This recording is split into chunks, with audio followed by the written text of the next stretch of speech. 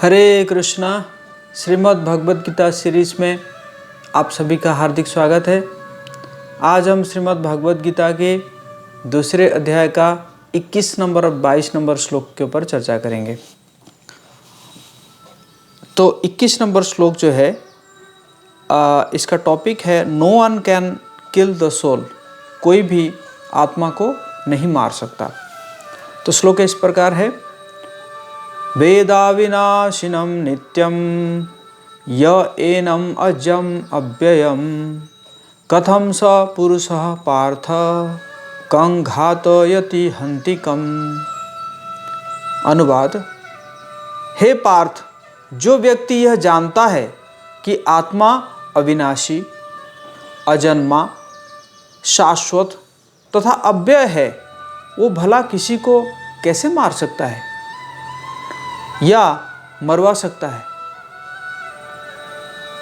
अगर कोई जानता है कि आत्मा जो है अविनाशी है, अजन्मा है, शाश्वत है, अव्यय है, तो कैसे आत्मा को कोई मारेगा या उसको मरवा सकता है। इस प्रकार भगवान अर्जुन को कह रहे हैं। तो भगवान जो है कंटिन्यूअसली अर्जुन को ज्ञान दे रहे हैं, जिस ज्ञान के माध्यम से अर्जुन युद्ध भी करेंगे और पाप भी नहीं करेंगे, पापमय कर्म भी जो है वो नहीं पड़ेंगे। तो इस प्रकार वो ज्ञान दे रहे हैं। तो श्रील प्रभुपाद जी कह रहे हैं कि प्रत्येक वस्तु की समुचित उपयोगिता होती है और जो ज्ञानी होता है वो जानता है कि किसी वस्तु को का कहाँ और कैसे प्रयोग किया जाए। हर किसी का एक जो है यूटिलाइजेशन है और ज्ञानी जो है जानता है कि किसको कहाँ पे यूटिलाइज किया जा सकता है। तो इसी प्रकार जो हिंसा है, उस हिंसा का भी जो है हिंसा की भी उपयोगिता है और इसका उपयोग करने वाला पर निर्भर करता है। तो हिंसा को कैसे उपयोग किया जाए, ये जो उपयोग करता है उसके ऊपर निर्भर करता है। जैसे मनु संहिता में दिया गया है कि जो हत्यारा है उसको प्राणदंड देना चाहिए। क्यों? क्योंकि उसको प्राणदंड देने से वो अगले जीवन में अपना पापमय कर्म को भोगेगा नहीं। तो अगर इस बार इसको प्राणदंड दे दिया जाता है तो अगले जीवन में फिर वो पापमय कर्म को नहीं भोगना पड़ेगा उसको। तो इसी प्रकार जो यहाँ पे जो भगवान जो इंस्पायर कर रहे हैं, प्रेरित कर रहे हैं अर्जुन को युद्ध करने के लिए, तो ये जो हिंसा, हालांकि युद्ध करना एक हिंसा है, बट ये जो हिंसा है ये परम न्याय के लिए किया जा रहा है। जिस प्रकार आप देखते हैं कि किसी को अगर कोई प्रॉब्लम होता है तो उसको भी सर्जरी किया जाता है। तो सर्जरी में क्या होता है कि अंग को काटना पड़ता है, तो वो भी तो हिंसा है। लेकिन वो हिंसा क्या किया जा रहा है, किसी को स्वस्थ करने के लिए किया जा रहा है। उसी प्रकार भगवान यहाँ पे जो है अर्जुन को कह रहे हैं हिंसा करने के लिए, क्योंकि ये जो हिंसा जो होगी वो किसके लिए होगी, परम न्याय के लिए होगी। तो इस प्रकार ये 21 नंबर श्लोक में बताया गया है। और 22 नंबर श्लोक में तो यहाँ पे हो सकता है कि अर्जुन सोचेंगे कि ओके, मैं मानता हूँ कि आत्मा नहीं मरता या आत्मा को नहीं मारा जा सकता, लेकिन शरीर जब नष्ट होगा और शरीर से जो सुख प्राप्त हो रहा है, भीष्म या द्रोण को जो शरीर से जो सुख प्राप्त हो रहा है, तो वो तो नष्ट हो जाए ना, वो तो घट जाएगा जब शरीर नष्ट हो जाएगा।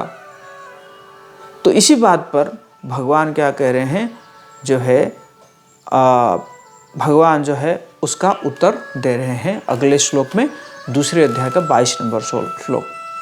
वासांसि जीर्णानि यथा विहाय नवानि गृह्णाति नरोपराणि तथा शरीराणि विहाय जीर्णानि अन्यानि संयाति नवानि देहि। जिस प्रकार मनुष्य पुराने वस्त्रों को त्याग कर नए वस्त्र धारण करता है, उसी प्रकार आत्मा पुराने तथा व्यर्थ के शरीरों को त्याग कर नवीन भौतिक शरीर धारण करता है। जिस प्रकार हमारे अगर कपड़े फट जाते हैं या पुराना हो जाता है तो हम उसको रिजेक्ट कर देते हैं और नया कपड़ा पहनते हैं, उसी प्रकार जब शरीर नष्ट हो जाता है या बूढ़ा हो जाता है तो फिर आत्मा जो है दूसरा शरीर धारण करता है, फ्रेश बॉडी। तो ये जो टॉपिक है, changing bodies is similar to changing the clothes. तो इसमें बहुत सुंदर श्रील प्रभुपाद जी कह रहे हैं कि देखिए हमारे शरीर में जो आत्मा और परमात्मा दोनों बैठे हुए हैं और दोनों का समान गुण वाले हैं। आत्मा भी सच्चिदानंद है और परमात्मा भी सच्चिदानंद है। लेकिन जो आत्मा वो क्या कर रहा है कि भौतिक वृक्षों के फलों पर मोहित है। वो मोहित है कि भौतिक वृक्षों के वो जो फल है उसको मैं खाऊंगा। किंतु दूसरा अपने मित्र के कार्यकलापों का साक्षी मात्र है। एक भोग कर रहा है भौतिक वृक्षों के फल को और दूसरा क्या है, जस्ट साक्षी।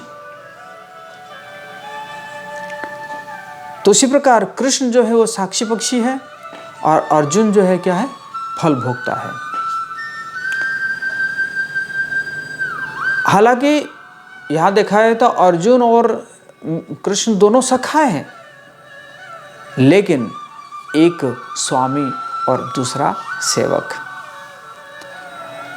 तो इसी प्रकार ये जो अणु आत्मा द्वारा इस संबंधिक विस्मृति ही उसके एक वृक्ष से दूसरे पर जाने का, एक शरीर से दूसरे का जाने का कारण है। अर्थात कृष्ण स्वामी और हम उनके सेवक, ये संबंध जब विस्मृत हो जाती है तब आत्मा को क्या करना पड़ता है, एक शरीर से दूसरा शरीर, दूसरे से तीसरा शरीर, इसी प्रकार वो उसको भटकना पड़ता है।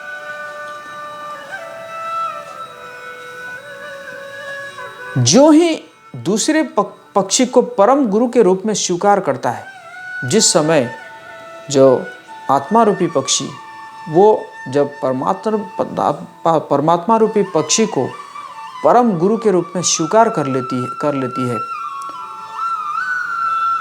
उसी समय क्या हो जाता है, त्यों ही परतंत पक्षी तुरंत सारे शोकों से विमुक्त हो जाता है।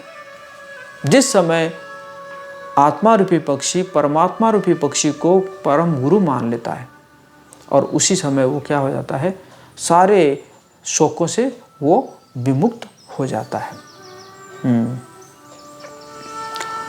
और इसी बात को श्वेताश्वेतर उपनिषद में भी पुष्टि की गई है, जिसमें भी वो भी कहा गया है कि जो यदि किसी तरह वो अपने मित्र भगवान की ओर उन्मुख होता है, आत्मा जिस समय भगवान की ओर उन्मुख होता है और उनकी महिमा को जान लेता है, तो वो कष्ट भोगने वाला पक्षी तुरंत समस्त चिंताओं से मुक्त हो जाता है। तो इसलिए क्या करना चाहिए, भगवान के बारे में श्रवण करना चाहिए, भगवान के बारे में चर्चा करना चाहिए। जो परंपरा से आए हुए गुरु, उनसे श्रवण करना चाहिए। तो इसी प्रकार जो है हम भगवान के बारे में जान पाएंगे, भगवान की ओर उन्मुख हो जाएंगे और फिर जो से बताया गया है, चिंताओं से, शोकों से, दुखों से, कष्टों से हम मुक्त हो सकते हैं।